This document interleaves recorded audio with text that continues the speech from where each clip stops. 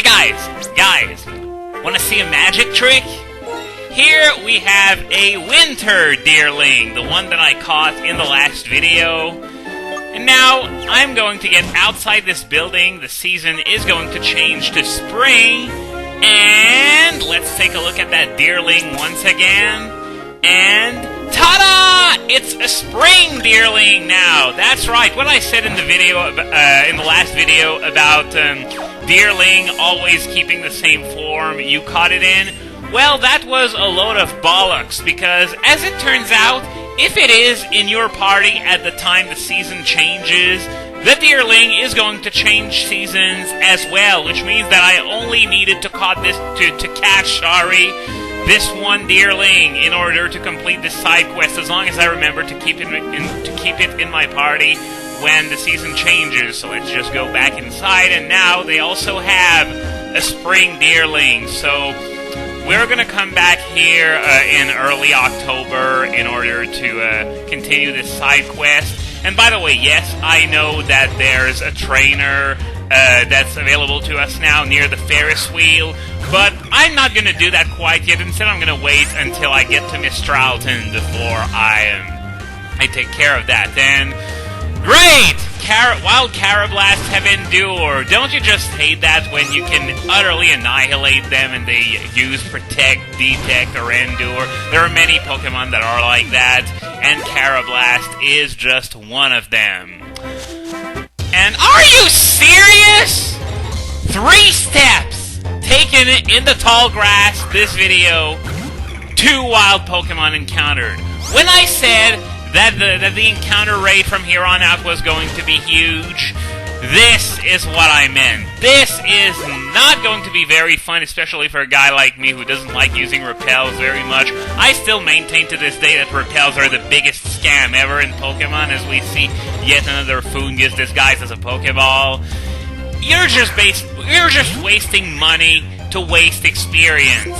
What the hell? It's a lose-lose proposition. So, you know, the encounter rate is high, but just man up and fight all the wild Pokemon and you won't need to grind too much. Although, to be fair, Audino is now available, so I guess it's more of a moot point than ever before.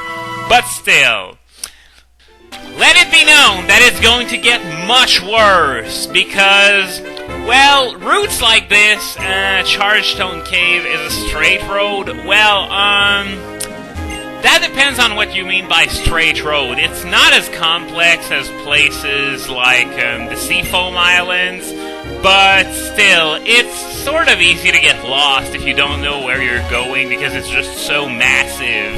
And on Route 6, there's a place called Chargestone Cave, which is not the same as the Chargestone Cave. No, it didn't mysteriously change names overnight. This is another cave that we can only access once we have access to Surf, and the legendary Pokemon Cobalion is found there, so we're going to head there, hopefully as soon as we get Surf. Now, this is probably a good idea to turn the dowsing machine back on, because I remember it pinging when I was near this double grass that I can actually access without Surf. It's only a bit later on, and I think not very much later on, that you actually need Surf to continue. And this is actually a very welcome healing spot, because we went all the way through Route 6, it's almost over, and Chargestone Cave is up next.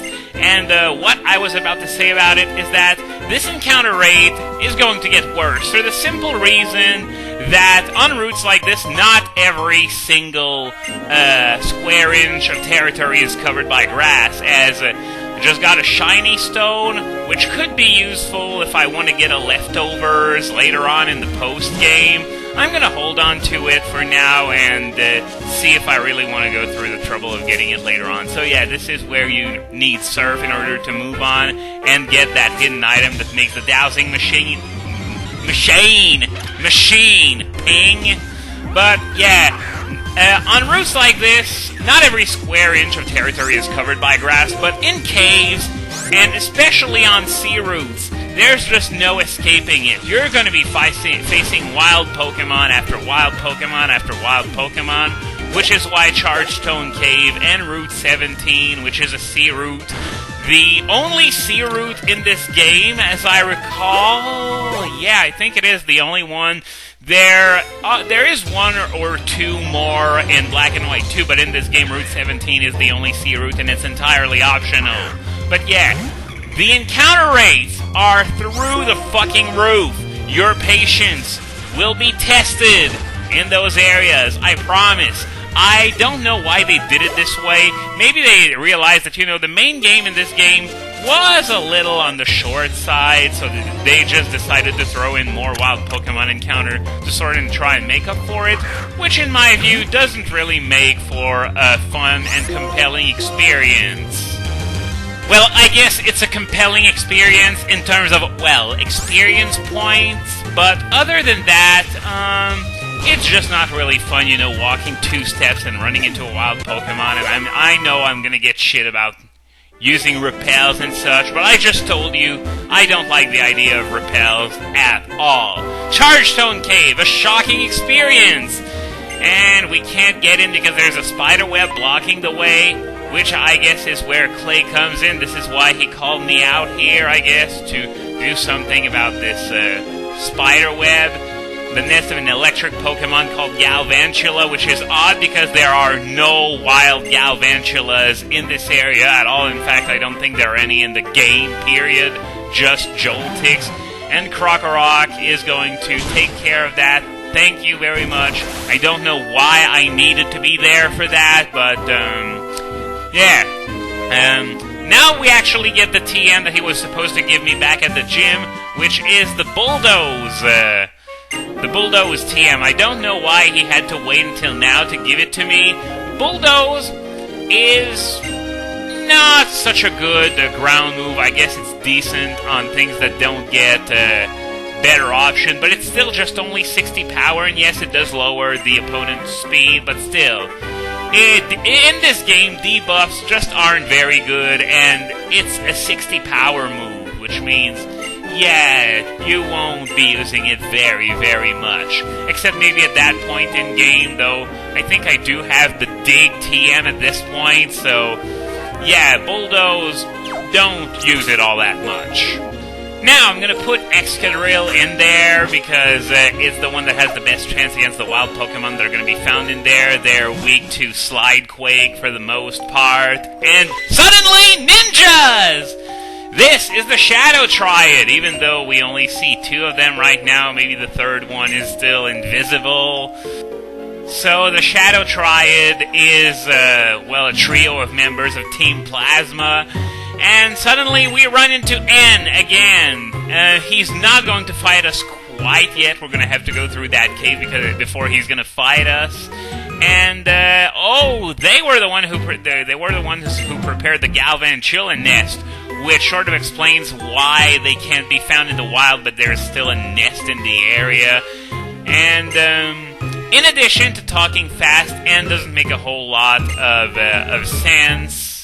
Actually, yes, you're the chosen one! Such news should be a surprise, but clearly he knows something that we don't at this point. So, Getsis used the Shadow Triad to find out stuff about me, Sharon, and Bianca. That bastard! He and Lenzo should probably hook up. They'd probably have a lot of gossip and stuff to share over a cup of coffee. Could totally see that happening. So, Getsis wants to see what kind of Pokemon trainer I really are. Well, I'm the kind of Pokemon trainer who's gonna whoop his ass given the chance. So, for now, N is going to leave me alone for the time being, and instead, he's going to sick all these wild Pokemon on me.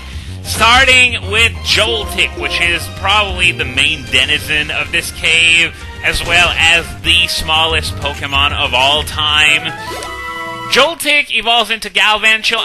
I'll be honest, I like Galvantula, but I guess I'm gonna have to keep that for later because Bianca just managed to catch up with me. So, the floating stones move when I touch them, which is basically the kind of, I wouldn't exactly call them puzzles that we're gonna have to solve here, but it's the main gimmick of this cave. And Juniper managed to catch up with me as well, so The electric charge is reacting, and that's why some of the stones are floating. Oh, so they're actually trying to fan-wank an explanation for why the stones are floating. Well, I guess it is nice that they give us these fanfiction plot bunnies, because otherwise I would be complaining about how unrealistic that is.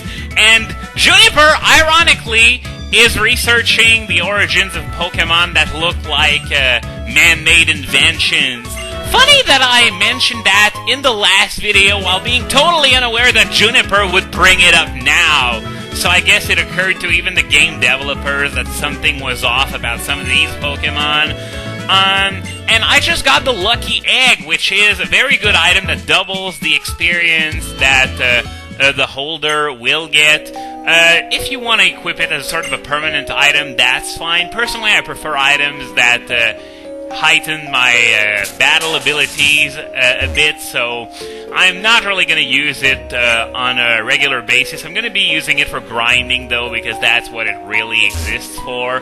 In previous games, Lucky Eggs were really, really, really hard to find, but in this one, they figured, hey, you know, let's give them this one for free, and especially since they also went out of their way to create Audino. Sorry about that, Audino, which is nothing more than a glorified experience pot. So, I was talking about, Galvantula. Whoa! Dust cloud, and there's a drill burr inside! Holy crap! Well, I could have used that kind of luck back when I was in the Wellspring Cave, because I spent a little while trying to find those dust clouds. I found a few gems in these, but, here, not even looking for a drill burr and actually finding one, that's honestly a bit irritating. So if I can stop getting interrupted, I was talking about Galvantula. I guess I gotta push that thing over there. But yeah, I was talking about Galvantula, and a lot of people like it a lot. Personally, I like it too, but not quite as much as some people do.